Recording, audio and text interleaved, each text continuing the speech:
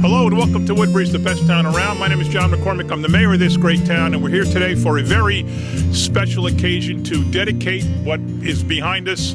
It's from now on going to be known as the COVID Rock. This rock was found on Upper Green Street toward Route 9 during a road project, and it dates back, I don't know, to the Paleontonic age, whatever the heck that means. It's the Ice Age or something. Some researchers and some geologists and people who study these things say that this is one really, really old rock, and it's gigantic. We decided, and it was a monumental effort to get it here with our public works crews, but they managed to get it located on a truck, and we brought it here to this open area on Route 35, right next to Dunkin' Donuts and Lightbridge Academy and the medicine shop. This is, I guess, South Park Avenue. Somebody, and I'll never be able to remember who, somebody suggested in an email to me that you should dedicate the rock to victims of COVID, which I thought, was it you? Oh, all right. He likes the idea, though. It's a great idea. It's a great idea. And the problem is when I put keywords in my deleted emails, if I put COVID, I got 20,000 emails that say COVID. So I wasn't able to find the person. So if you're the person that sent me the email to suggest this, call me up and I'll give you proper credit. So anyway, when Sam Patuto from Troop 523 in Colonia, Boy Scout Troop 523, contacted me, as a lot of scouts do when they're looking for an idea for an Eagle project. I suggested that they could adopt this rock and put in the benches and beautify the area, and it's wonderful. They built the concrete area around it. They had a whole crew out here for more than one day.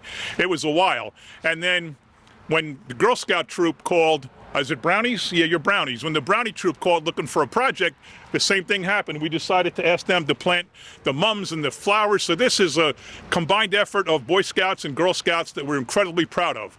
To my left is Sam. I'd like to ask him now to say a few words about this project and how you felt working on it. Absolutely. So we went to the mayor, right? We went for project ideas, as everyone does, and we went there and he talked about some kind of COVID rock thing, and like what did that even mean? We had no idea. So we just kind of went in, bunch of passion. We got a bunch of passionate guys in our troop, Mr. DeRocha, Mr. Meyer, everybody over here. My family also came and supported. We were out there for maybe 5, 6, 7, 8 hours just working like dogs, but I think with all the work that's been done here, it came out great. I think it's one of the best Eagle projects we've ever done here. And yeah, I got to give a big round of applause to everybody that came out and helped with the project. Thanks. And now the other part of the team were the Brownies. Why don't you two ladies tell me your name? What's your name? Lacey. Lacey? Penelope. Penelope, why don't you hold the microphone? Tell me, what did you do specifically in this? Did you plant a flower? Did you rake the leaves? Did you clean up? What'd you do? I planted flowers. Okay, how about you, Lacey? What'd you do? I pulled the leaves. Pulled the weeds? Okay. How does it make you feel to come back here now and see this beautiful project knowing that you worked on it? Really happy. Really happy. All right. Very good. Thank you. So there's 4 benches. 1 bench is for victims. 1 bench is for caregivers. 1 bench is for first responders, who we all know were in grave danger every time they answered a call. And the other was for healthcare professionals who likewise were in grave danger all the time. Their personal safety was impacted, especially during the early days. So those are the 4 benches that are here. And if you look on the side, you'll see a plank where each bench is dedicated to one of those 4 areas. I think it's terrific. Representing the first responders, we have the head of our emergency management team, Pat Kenny, who I tell you, in those early days did an unbelievable job, particularly with St. Joseph's Nursing Home, which had an outbreak, and I guess they weren't quite ready for it, as many nursing homes weren't. But he oversaw them completely emptying that building out and bringing them up to a Care One facility in Hanover, completely sanitizing and deep cleaning the entire facility, and then he oversaw them bringing the people back. It was the only such, I believe, the only such nursing home that got that kind of treatment, because Pat recognized the issue early. We brought it to the attention of the health department officials in the state of New Jersey, brought it to the attention of the governor and to our state senator, Joe Vitale, and Assembly Speaker Craig Coughlin. We're all working together to make that happen. But it was Pat that led the effort from our end. I'd like to ask him now if he'd say a few words on behalf of first responders. Thank you, Mayor. Yes, during the early stages of when the COVID outbreak hit, all the first responders, it was a big challenge for all of them, especially going for the firefighters, going into a house fire or going into fires. You didn't know what you were walking into, so you had to be safe, make sure that you protected yourself so that you didn't get the COVID yourself, and make sure that you weren't taking it home to your families. EMTs, same thing, going in, you didn't know what you were going into, all these first aid calls. Once again, you had to take a step back and actually protect yourself, put all the protective equipment on and make sure you went in safe so you were safe going back home to your families. And St. Joe's, just touching on that, the outbreak started, it wasn't going to get any better. We went in, partnered up with the state, the county, and everybody, the locals. We moved everybody out, we sanitized it, and then we brought everybody back to make it a happy place again, so all the families locally here who had residents there and family members could actually go back and start seeing them again and didn't have to travel far away. But thanks to the mayor and the council and everybody else around giving us the opportunity and the equipment that we needed to make sure that everything and everybody was safe during the COVID is the best thing we could get, because there was a lot of towns that couldn't get the safety supplies that they needed to help to give to their first responders. That's it. Thank you, Pat. Okay, let's go. George Brew, the Director of Public Works, is also with Pat, and he was instrumental also putting his resources of a 200-person Public Works department to help people all during the COVID crisis. Our Health Director, Phil Bajowski, was the deputy back at the time during the height of COVID. He's been a director now for a couple of months. He oversees that department now. He was helping with the clinics, and we are the only town in the county that has our own clinics, our own vaccination clinics. One of the very few in the state, actually, that does it ourselves.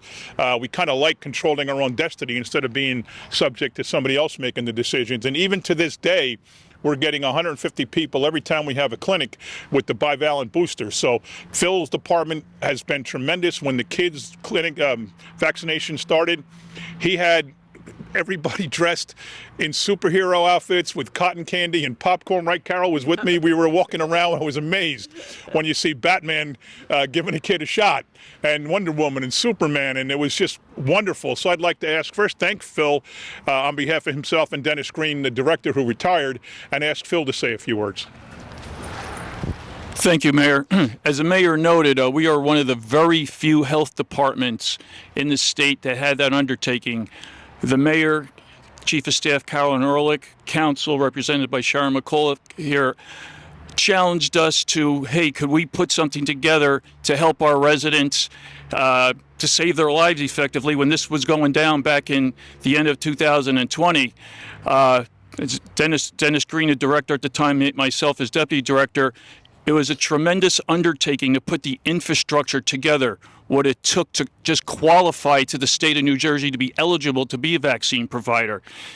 We have to have doctors, vaccinators. We repurposed basically our whole health department to turn into a vaccination program.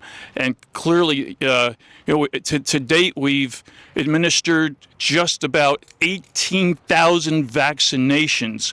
And our township residents were clearly the great beneficiaries of that. It was extremely well received. We had surveys and so forth that the township residents were very pleased to have it, and it was quite a challenge, quite an undertaking that we still do today. It is an honor to have served in that way, and I'm proud of our mayor and chief of staff and council to have challenged us to become eligible and provide that service to our people.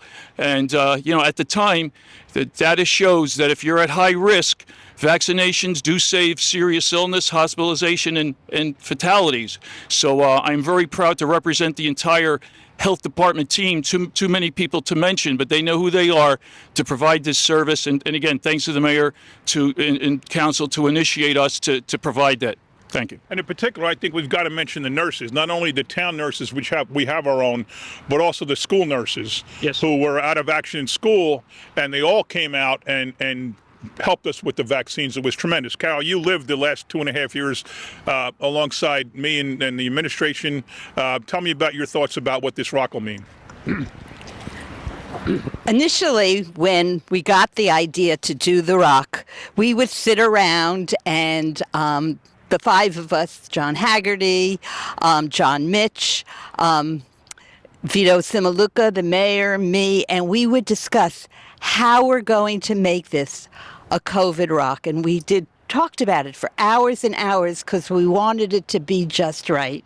And I really think at the end of the day, we did get it just right. It's perfect. But throughout COVID, and hopefully it's pretty much all behind us, we all stayed together as a team, as a family. And like in a family, when somebody is sick, when you lose somebody, it hurt us all. And it brought us together. And I think the mayor, the administration, the council, they felt each one of those in their hearts. And it was a truly, truly hard time for all of us. And I'm glad now that we have something really important to remember this and remember how we all were strong and got through this. Thanks. We're also joined by Peter Barcelona from the Health Department. We also have our Middlesex County Commissioner Charlie Kenny, former First Ward councilman. Speaking of First Ward councilwoman, Sharon was not on the council during the height of COVID. In fact, she was appointed in January of 2022, and that was month 22 from March of 2020, and just got elected to her own term now. She'll be here for 3 more years.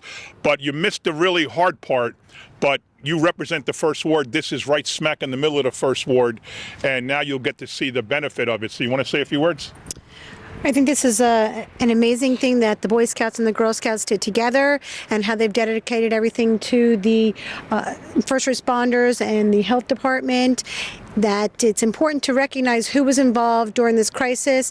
And I was not on council, but I was running a store at that time, and it was very difficult to manage and take care of people. We had to modify our whole entire operation to be able to serve people in a clean and safe environment. The health department came in and made sure that we were doing everything correctly, and it was really nice to be able to help the people that way, because some people couldn't get out. We were delivering food to people, and people were calling to have food delivered to their family members, to family that they knew, people who were ill. So it's very important that we all came together as a community, not just to take care of ourselves, but to help others that were in need at that time. So this represents very many aspects of COVID, and it's a beautiful job. Thank you. I'm glad you mentioned delivering. One of the best things the health department did was deliver homebound shots to people who couldn't get out. So there's some people who just can't leave the house safely, but they sent nurses with doctors or whatever was necessary to go to their homes to give them the shots. And I think that deserves special thanks and special praise of our health department. So now I would like to see if Sam and your good buddy Noah here, if you guys don't mind, get one each side of this COVID memorial sign and take off the plastic. All right. So what it says, this rock is dedicated to the Woodbridge Township victims of COVID-19 who passed away during the pandemic. It is also dedicated to the healthcare professionals and first responders who risked their lives helping others, and to all the families who cared for those who were sick and who passed away. This rock is identified as a glacial erratic, which is the technical term for it, which was discovered several years ago when the Township Department of Public Works was working on a sewer replacement project on Green Street. This erratic is estimated to weigh 10 tons and was likely deposited by a quarter-mile wall of ice 21,000 years ago. How do they know it's 21 and not 20 or 22? I don't know. During the Wisconsin substage of the last ice age. The matrix of this erratic is believed to be Pompton pink granite that originated in the region of Passaic County. So that is 10 tons, 21,000 years ago. That's a pretty long time, right, Penelope? Very long time, right? All right, you think so too, Lacey? All right, very good. So why don't you guys, let's get the scouts around a picture. The four of you, we'll just take a picture with the four of you first.